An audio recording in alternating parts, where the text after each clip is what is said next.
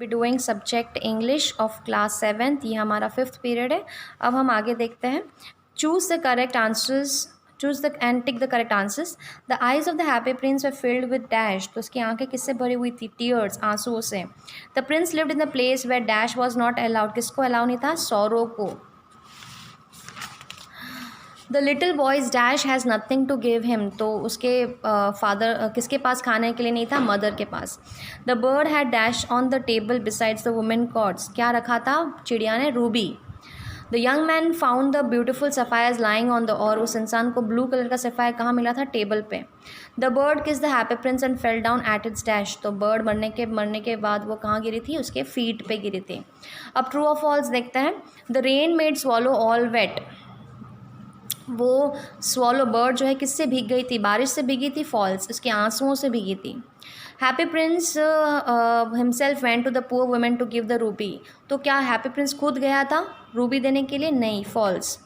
Swallow was prince messengers and help him. The swallow prince का messenger था और उसको मदद करता था। तो ट्रू है। Swallow wanted to go to Egypt with the prince. Swallow जो है इजिप्ट जाना चाहते थे प्रिंस के साथ। तो ये गलत कहा गया है, तो फॉल्स।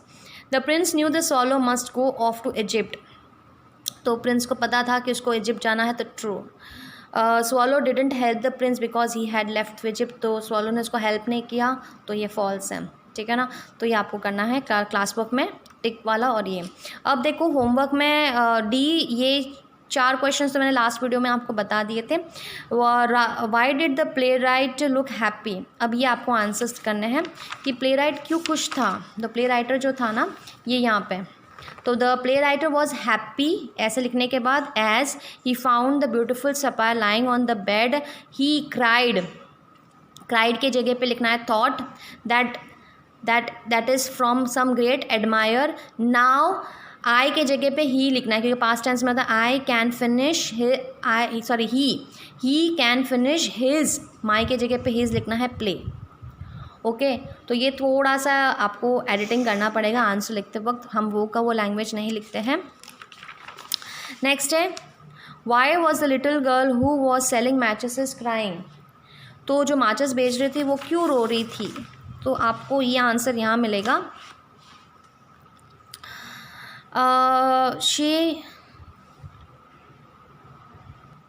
तो 6 का आंसर देखो मैंने लिखा है। The little girl was crying because her matches had fallen down and were spoiled. She was afraid that her father would punish her. इसलिए वो रो रही थी। तो ये हमने कंप्लीट कर लिया है।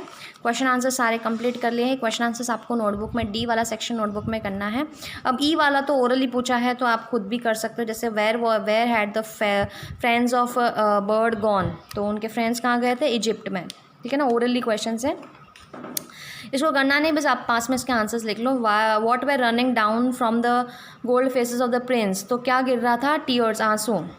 What was little boy asking for. वो क्या मांग रहा था मम्मी से? Oranges. What was attach to the prince sword. Sword के ऊपर क्या चीज़ था? रूबी थी। ठीक है ना। तो ये तो ओरली क्वेश्चन है, तो आपको बस खाली पास में लिखना है ताकि अगर ओरल क्वेश्चन पूछे जाए तो इस तरीके से आंसर्स रहेंगे। अब vocabulary section F, right the sentences of your own using the given words. आपको जैसे column, pedestal, misery, crumbs, precious and dust heap. तो ये आपको सेंटेंस दिए हुए, आपको ये सेल्फ करना है। इसमें जैसे आपको सेंटेंस बनाना है, कोई भी मन से सेंटेंस बनाना है। ठीक है ना। तो इसका सेंटेंसेस मैं आपको बता दूंगी किस तरीके से बनाना है। सेंटेंस जैसे कॉलम है, the new statue was near the column. तो मन से आप कोई भी सेंटेंस बना सकते हो। मैंने 4 करके बताया, 2 आपको सेल्फ करना है। He sat down the pedestal of the statue. Misery, I shall forget her misery and shame. Crumbs, he threw a few crumbs among them. तो प्रेशियस, तो या ऐसा सकता है I have a precious, my mother has a precious necklace या diamond necklace is there. फिर dust heap, near my house there is a dust heap thrown by the people. ऐसे भी लिख सकते हो। ठीक है। अब प्रेशियस का मतलब है वैल्यूएबल, बहुत कीमती। Align, landed. क्यूरियस का मतलब होता है स्ट्रेंज। अगलीनेस का आ जाता है हाइड्रसनेस। Hopped, jump gently, thimble, finger clap. ठीक है ना, इसके मीनिंग्स हैं, ये आप लिखोगे। अब हम कुछ ग्रामर में डायरेक्ट स्पीचेस करते हैं, थोड़ा सा ये ट्रिकी है बट एक बार आप समझोगे तो ठीक रहेगा, नहीं तो हम ग्रामर में ज़रूर करेंगे इसको। तो डायरेक्ट स्पीच का मतलब क्या होता है, डायरेक्ट और इनडायरेक्ट स्पीचेस, ठीक है। डायरेक्ट स्पीच जैसे हम बोल रहे हैं, ही said I am going home, तो जैसे मैं डायरेक्टली बोल रही हूँ तो हम उसको इस तरीके से अपोस्ट्री जैसे इस तरीके से 2 लाइन होता है, इसको अपोस्ट्रोफी कहते हैं। तो इस कोटेशन मार्क्स में हम इसको लिखते हैं। अब अगर वही शब्द कोई और कम्युनिकेट कर रहा है तो उसको हम लोग इनडायरेक्ट स्पीच या रिपोर्टेड स्पीच कहते हैं। जैसे ही सेड दैट, जैसे उसने कहा था कि वो जाएगा, घर जाएगा, तो he said that he was going home, तो he said I am going home, ठीक है ना, उसने कहा मैं घर जा रहा हूँ और उसने कहा था कि वो घर जाएगा।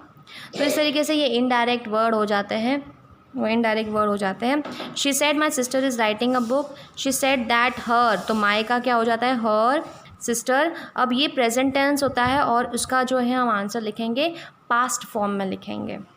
देखो मैं sentence into indirect speech, जैसे we said to our coach we will win the match, तो वी सेड का क्या हो जाएगा, टोल्ड आवर कोच, हमने कोच को कहा कि दैट, अब दैट बीच में डालना ज़रूरी है कि वी विल का आ जाएगा past form would, we would win the match, हम ज़रूर जीतेंगे। Riya said to her mother please help me with my project, Riya का मदर को कहा, तो रिया टोल्ड हर मदर, क्या कहा, ये ऐसे का लिखना है। फिर that please help me with my project, अब इसमें तो डायरेक्टली कहा गया है कि मुझे मदद करो प्रोजेक्ट में, तो she would help her in her project, कि वो उसको हेल्प करेगी उसके प्रोजेक्ट में। Rohan said to her friends I am going to reach Mumbai next week, Rohan told his friend that he was going to reach Mumbai the following week, तो next week क्या हो जाएगा, फॉलोइंग वीक, आगे का जो है वीक। तो हम ये थर्ड फॉर्म में, मतलब जो आगे कोई पर्टिकुलर दूसरा पर्सन किसी थर्ड पर्सन को कहता है तो ये इस तरीके से हम बोलते हैं। Suresh said to her friends I have watched the latest film last night, Suresh told his friend that he had watched the latest film the previous night, तो लास्ट नाइट का क्या हो जाएगा, previous night. Sunil said to her sister, you must finish your work now. Sunil told her sister that she must finish her work then. तो now का क्या हो जाएगा, then. Meera said to Devki, I have watched the latest film last night. तो Meera told the Devki she had, ठीक है ना, watched the latest film the previous night. She said, I shall go as it is possible. He said that he would go as it was possible. तो ही आई का हो जाएगा ही, शैल का would हो गया है, go as it as possible, ठीक है ना। तो यहाँ तक हम हमारा चैप्टर कंप्लीट करते हैं। पीरियड 5 का होमवर्क रहेगा, जैसे आपको choose the correct option true और फॉल्स करने हैं, ठीक है ना। क्वेश्चन आंसर्स ई वाला करना नहीं है, एफ और जी, एच वाला जो पार्ट है वो आपको टेक्स्ट बुक में ही करना है।